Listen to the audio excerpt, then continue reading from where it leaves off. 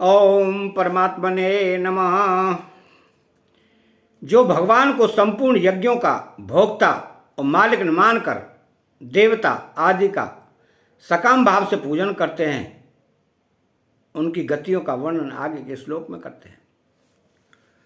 तो यान्ति देवव्रता देवान पितृन्यान्ति पितृव्रता भूतानि यान्ति भूतिजा यान्ति मद्याजिनो अपि माम। अर्थात पूर्व श्लोक में भगवान ने यह बताया कि मैं ही संपूर्ण यज्ञों का भोक्ता और संपूर्ण संसार का मालिक हूं, परंतु जो मनुष्य मेरे को भोक्ता और मालिक न मानकर स्वयं भोक्ता और मालिक बन जाते हैं, उनका पतन हो जाता है। अब इस श्लोक में उनके पतन का विवेचन करते हैं। यान्ति देवव्रता देवान, भगवान को ठीक तरह से न जानने के कारण भोग और ऐश्वर्य को चाहने वाले पुरुष वेदों और शास्त्रों में वर्णित नियमों, व्रतों, मंत्रों, पूजन विधियों आदि के अनुसार अपने अपने उपास्य देवताओं का विधि विधान से सांगोपांग पूजन करते हैं, अनुष्ठान करते हैं और सर्वदा उन देवताओं के परायण हो जाते हैं। वे उपास्य देवता अपने उन भक्तों को अधिक से अधिक और ऊंचा से ऊंचा फल यही देंगे कि उनको अपने अपने लोकों में ले जाएंगे, जिन लोगों को भगवान ने पुनरावर्ती कहा है। भगवान ने बताया कि देवताओं का पूजन ही मेरा भी पूजन है, परंतु वह पूजन अविधि पूर्वक है। उस पूजन में विधि रहतपना यह है कि सब कुछ भगवान ही हैं, इस बात को वो जानते नहीं, मानते नहीं, तथा देवता आदि का पूजन करके भोग और ऐश्वर्य को चाहते हैं, इसलिए उनका पतन होता है। अगर वे देवता आदि के रूप में मेरे को ही मानते और उन भगवत स्वरूप देवताओं से कुछ भी नहीं चाहते, तो वे देवता अथवा स्वयं मैं भी उनको कुछ देना चाहता तो भी वे ऐसा ही कहते कि हे प्रभु, आप हमारे हैं और हम आपके हैं। आपके साथ इस अपनेपन से ही भी बढ़कर कुछ और भोग तथा ऐश्वर्य होता तो हम आपसे चाहते भी और मांगते भी।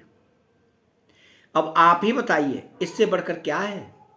तो इस तरह के भाव वाले वो मेरे को ही आनंद देने वाले बन जाते, तो फिर वे तुक्ष क्षणभंग और देवलोकों को प्राप्त नहीं होते।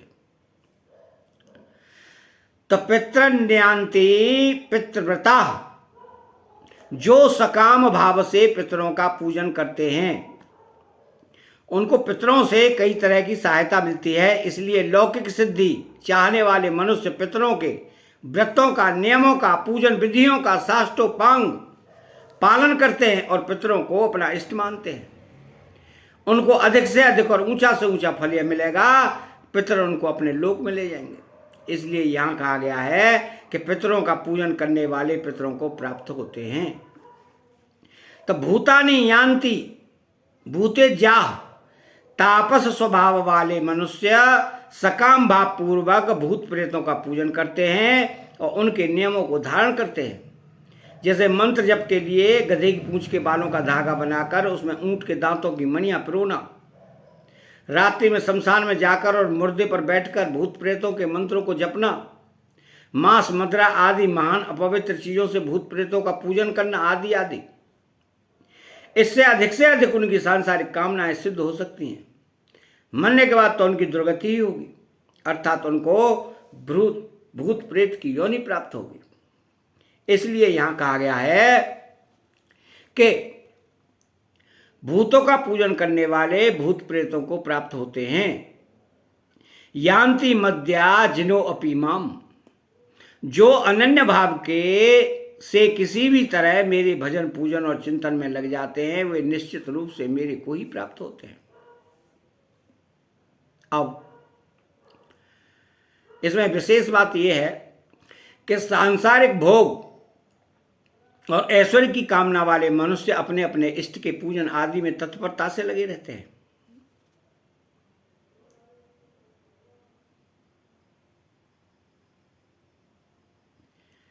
और इष्ट की प्रसन्नता के लिए सब काम करते हैं, परंतु भगवान के भजन ध्यान में लगने वाले जिस तत्व को प्राप्त होते हैं उसको प्राप्त न होकर वे बार बार सांसारिक तुच्छ भोगों को और नरकों तथा 84 लाख योनियों को प्राप्त होते रहते हैं।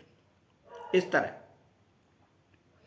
जो मनुष्य जन्म पाकर भगवान के साथ प्रेम का संबंध जोड़कर उनको भी आनंद देने वाले हो सकते थे, वे सांसारिक तुच्छ कामनाओं में फंसकर और तुच्छ देवता पितर आदि के फेरे में पड़कर कितनी अनर्थ परंपरा को प्राप्त होते हैं।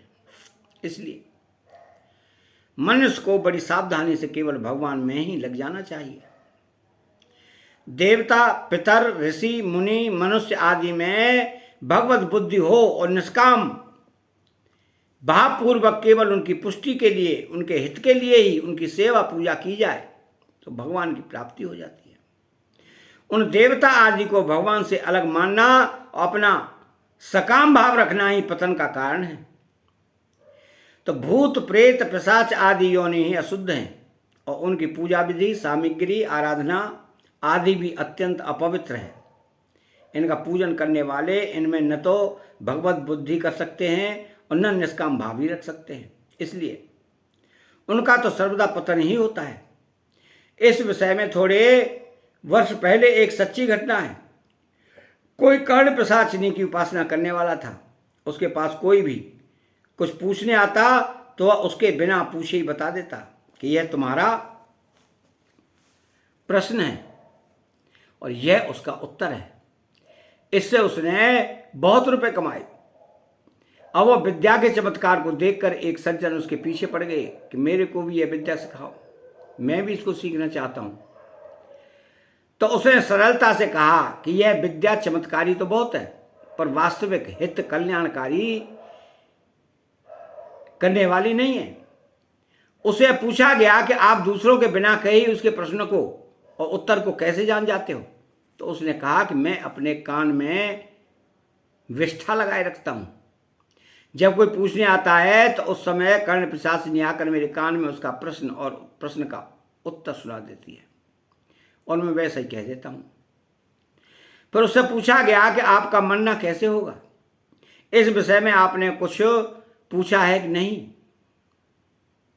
इस पर उसने कहा कि मेरा मन्ना तो नर्मदा के किनारे होगा। उसका शरीर शांत होने के बाद पता लगा कि जब वह अपना अंत समय जानकर नर्मदा में जाने लगा तब कर्ण पिशाचिनी सूकरी बनकर उसके सामने आ गई। उसको देखकर वो नर्मदा की तरफ भागा। तो कर्ण पिशाचिनी ने उसको नर्मदा में जाने से पहले ही किनारे पर मार दिया। कारण यह था कि अगर वह नर्मदा में मरता तो उसकी सदगति हो जाती, परंतु कर्ण पिशाचिनी ने उसकी सदगति नहीं होने दी और उसको नर्मदा के किनारे पर ही मारकर अपने साथ ले गई। तो इसका तात्पर्य यह हुआ कि देवता पितर आदि की उपासना स्वरूप से त्याज्य नहीं है, परंतु भूत प्रेत पिशाच आदि की उपासना स्वरूप से ही त्याज्य है। कारण कि देवताओं में भगवत भाव और निष्काम भाव हो तो उनकी उपासना भी कल्याण करने वाली है, परंतु भूत प्रेत आदि की उपासना करने वालों की कभी सदगति होती ही नहीं, दुर्गति होती है। हाँ, पारमार्थिक साधक भूत प्रेतों के उद्धार के लिए उनका श्राद्ध तर्पण कर सकते हैं। कारण उन भूत प्रेतों को अपना इष्ट मानकर उनकी उपासना करना ही पतन का कारण है। तो उनके उद्धार के लिए श्राद्ध तर्पण करना अर्थात उनको पिंड जल देना कोई दोष की बात नहीं है। संत महात्माओं के द्वारा भी अनेक भूत प्रेतों का उद्धार हुआ है।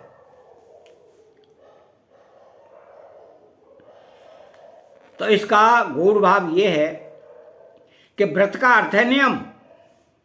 अतः देव व्रत शब्द का अर्थ हुआ देवताओं की उपासना के नियमों को धारण करना, भगवान के शरण होकर उन्हीं के लिए कर्म करना भगवान का पूजन है। स्वकर्मणा तमभ्यश्चर्य सिद्धिम बिंदति मानव।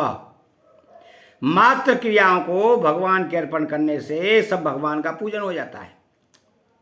निष्काम भाव और भगवत बुद्धि होने से कोई निषिद्ध क्रिया हो ही नहीं सकती, क्योंकि कामना के कारण ही निषिद्ध क्रिया होती है। वास्तव में सब कुछ भगवान का ही रूप है, परंतु जो भगवान के सिवाय दूसरी कोई भी स्वतंत्र सत्ता मानता है उसका उद्धार नहीं होता। वो ऊंचे से ऊंचे लोकों में भी चला जाए तो भी उसको लौटकर संसार में आना ही पड़ता है। अतः चैनल को सब्सक्राइब करें, बेल आइकन घंटी को दबाएं और कमेंट बॉक्स में जय श्री कृष्णा लिखें। जय श्री कृष्णा।